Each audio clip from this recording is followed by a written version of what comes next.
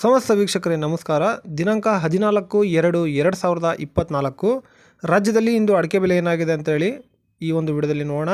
ಪ್ರತಿದಿನದ ಅಡಿಕೆಯ ಬೆಲೆ ತಿಳಿಯಲು ನಮ್ಮ ಯೂಟ್ಯೂಬ್ ಚಾನಲ್ನ ಈಗಲೇ ಸಬ್ಸ್ಕ್ರೈಬ್ ಮಾಡಿ, ಹಾಗೆ ಫೇಸ್ಬುಕ್ ಚಾನಲ್ನ ಈಗಲೇ ಫಾಲೋ ಮಾಡಿ ಅಂತ ಹೇಳ್ತಾ, ನೀವು ಯಾವ ತಾಲೂಕಿಂದ ವಿಡಿಯೋ ನೋಡ್ತಾ ಇದ್ರೆ ಅಂತೇಳಿ ನಿಮ್ಮ ತಾಲೂಕನ್ನ ಕಮೆಂಟ್ ಮಾಡಿ, ಹಾಗೆ ಈ ವಿಡಿಯೋಗೆ ಒಂದೇ ಒಂದು ಲೈಕ್ ಮಾಡಿ, ಈ ವಿಡಿಯೋನ ಶೇರ್ ಮಾಡಿ ಅಂತ ಹೇಳ್ತಾ ವಿಡಿಯೋ ಶುರು ಮಾಡೋಣ. ಸ್ಕ್ರೀನ್ಶಾಟ್ ಹಾಕಿದ್ದೀನಿ ನೋಡಿ.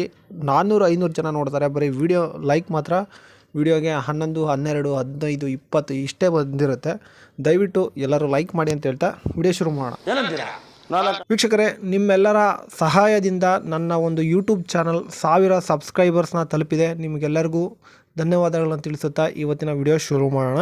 ಮೊದಲನೇದಾಗಿ ಬೆಟ್ಟೆಯ ಬೆಲೆ ಏನಾಗಿದೆ ಅಂತೇಳಿ ನೋಡೋಣ. ಮೊದಲನೇ ಮಾರುಕಟ್ಟೆ ಕುಮ್ಮಟದಲ್ಲಿ ಇಂದು ಬೆಟ್ಟೆ ಪ್ರತಿ ಕ್ವಿಂಟಲ್ಗೆ 41,709 ರೂಪಾಯಿ ಆಗಿರುತ್ತದೆ. ಹಾಗೆ ಶಿರಸಿಯಲ್ಲಿ ಇಂದು ಬೆಟ್ಟೆ ಪ್ರತಿ ಕ್ವಿಂಟಲ್ಗೆ 43,599 ರೂಪಾಯಿ ಆಗಿರುತ್ತದೆ.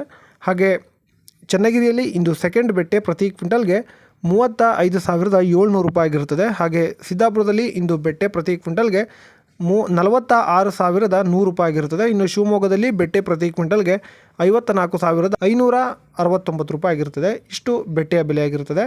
ಈಗ ಚಾಲಿಯ ಬೆಲೆ ಏನಾಗಿದೆ ಅಂತೇಳಿ ನೋಡೋಣ. ಮೊದಲನೇ ಮಾರುಕಟ್ಟೆ ಸಿದ್ದಾಪುರದಲ್ಲಿ ಇಂದು ಚಾಲಿ ಪ್ರತಿ ಕ್ವಿಂಟಲ್ಗೆ 36,739 ರೂಪಾಯಿ ಆಗಿರುತ್ತದೆ. ಹಾಗೆ ಶಿರಸಿಯಲ್ಲಿ ಇಂದು ಚಾಲಿ ಪ್ರತಿ ಕ್ವಿಂಟಲ್ಗೆ 38,612 ರೂಪಾಯಿ ಆಗಿರುತ್ತದೆ. ಇಷ್ಟು ಚಾಲಿಯ ಬೆಲೆ ಆಗಿರುತ್ತದೆ. ಈಗ ರಾಶಿಯ ಬೆಲೆ ಏನಾಗಿದೆ ಅಂತೇಳಿ ನೋಡೋಣ.